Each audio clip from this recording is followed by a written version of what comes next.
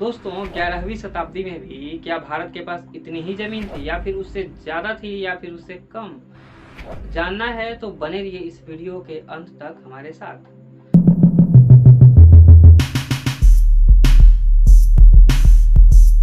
नमस्कार दोस्तों, स्वागत है आप सभी का भारत का इतिहास यूट्यूब चैनल पे। मैं आपका दोस्त और होस्ट मारुति नंदन।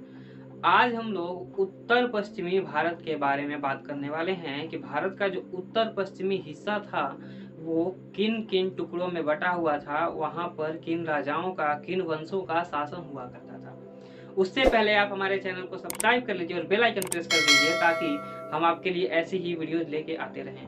दोस्तों उत्तर पश्चिमी भारत में हम पहले हिस्से के बारे में बात करने वाले हैं जो था अफगानिस्तान और पंजाब का हिस्सा।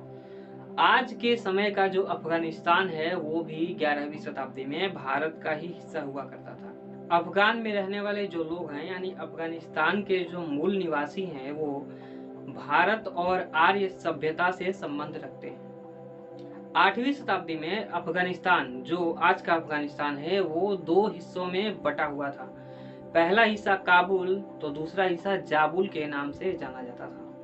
उत्तरी हिस्सा जिसे काबुल के नाम से या फिर काबुलिस्तान के नाम से जाना जाता था, वहां पर बौद्ध धर्म को मानने वाले एक वंश का शासन हुआ करता था। काबुल जो कि इसकी राजधानी थी और जिस नदी के किनारे ये साम्राज्य बसा हुआ था उसको भी काबुल के नाम से ही जाना जाता था, तो याद रखिएगा इसे।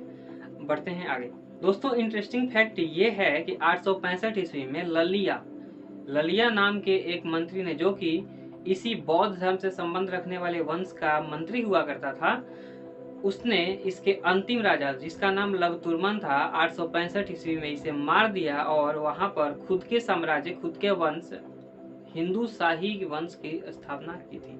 दोस्तों दक्षिणी हिस्सा जो था उसको जाबुल या फिर जाबुलिस्तान के नाम से जाना जाता था। यहाँ पर भट्टी कुल के राजपूतों का शासन हुआ करता था। दोस्तों अफगानिस्तान में मुस्लिमों का आगमन पहली बार याकूब इब्न लाइस के नेतृत्व में हुआ था। याकूब इब्न लाइस सफरीद वंश का संस्थापक था।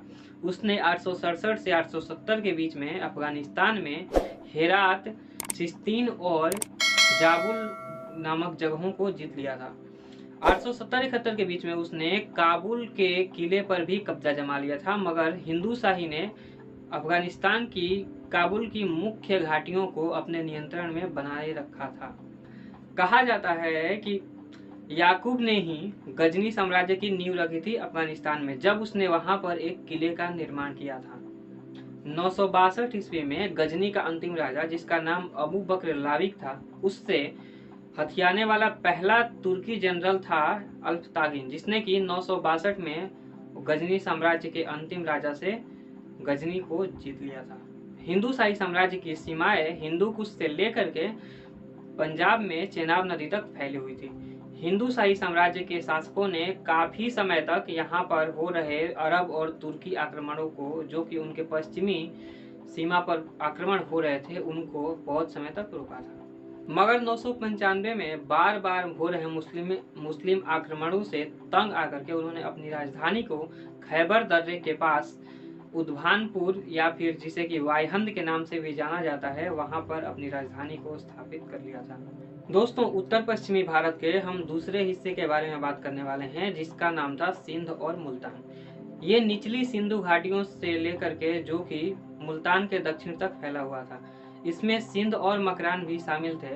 राजा हर्ष के समय में ये एक स्वतंत्र राज्य हुआ करता था। यहाँ पर एक शूद्र वंश का शासन हुआ करता था।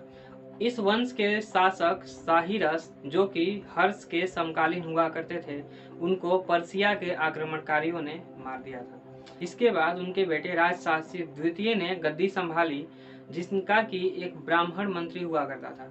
उस ब्राह्मण मंत्री ने राजशाही द्वितीय के मरने के बाद उनकी विधवा पत्नी से विवाह कर लिया और सत्ता यानी कि शासन को भी अपने कब्जे में ले लिया था।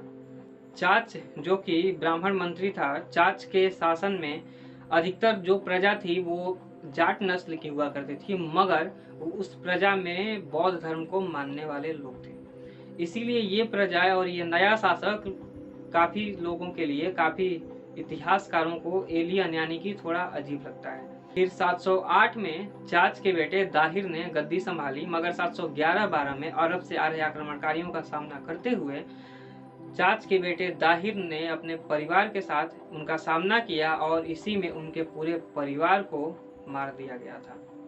दोस्तों अब बढ़ते हैं उत्तर पश्चिमी भारत के तीसरे हिस्से की ओर, जो था कश्मीर। ये बहुत ही अलग तरह का हिस्सा था क्योंकि इसने देश की राजनीति में ज़्यादा योगदान नहीं दिया था, क्योंकि ये पहाड़ों से और घिरा हुआ था, इसके कारण ये समतल से कटा हुआ था। लेकिन कश्मीर के बारे में खासियत यह थी कि यहाँ पे 14वीं शताब्दी तक सिर्फ ब्राह्मण वंशों का ही शासन रहा। वंश बदलते रहे, उनके शासक बदलते रहे, लेकिन ब्राह्मण वंश ही 14वीं शताब्दी तक यहाँ पर शासन करते रहे। कश्मीर में हिमालय की घाटियों में मौर्य वंश और कुषाण वंश का साम्राज्य फैला हुआ था। हर्ष के समय में, जिस समय हर्षवर्धन राजा हुआ करते थे, उनके समकालीन उनके समय में यहाँ पर करकोट वंश का शासन हुआ करता था। करकोट वंश की स्थापना एक कश्मीरी ब्राह्मण दुर्लभ वर्धन ने किया था। करकोट वंश 627 ईस्वी से लेकर के 855 ईस्वी तक कश्मीर में शासन करने में सफल रहा था।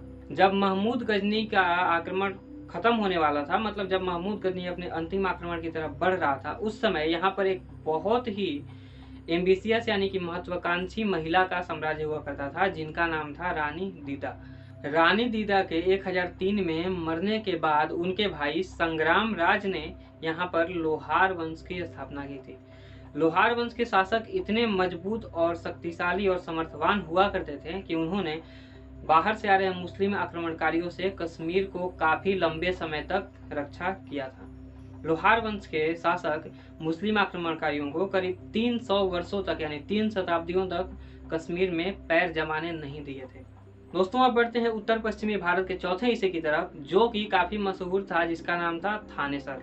थानेसर वही साम्राज्य था जिसपे में कि कभी हर्षवर्धन वहाँ के राजा हुआ करते थे, इसीलिए ये काफी प्रसिद्ध था।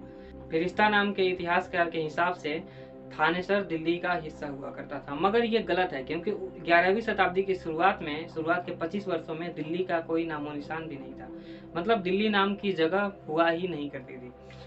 और तारीखुल हिंद नामक किताब में, जो कि अल-बिरूनी द्वारा लिखा गया था, उसमें ये जिक्र है कि थानेसर नामक जगह थी, मगर दिल्ली नामक जगह का जिक्र नहीं किया गया है। दोस्तों आज का ये अध्याय हम यही समाप्त करते हैं, और अगर आपको ये वीडियो पसंद आई तो इसे लाइक करें, वरना डिसलाइक करें, और हमारे चैनल को सब्सक्राइब करना न भूलें, ताकि आने वाली ऐसी ही वीडियोस के साथ हम आपको और भी अच्छी जानकारियाँ प्रदान करते रहें। नमस्कार दोस्तों, मिलते हैं आपसे अगली वीडियो में, तब तक के लिए अपना ख्याल रखिएगा।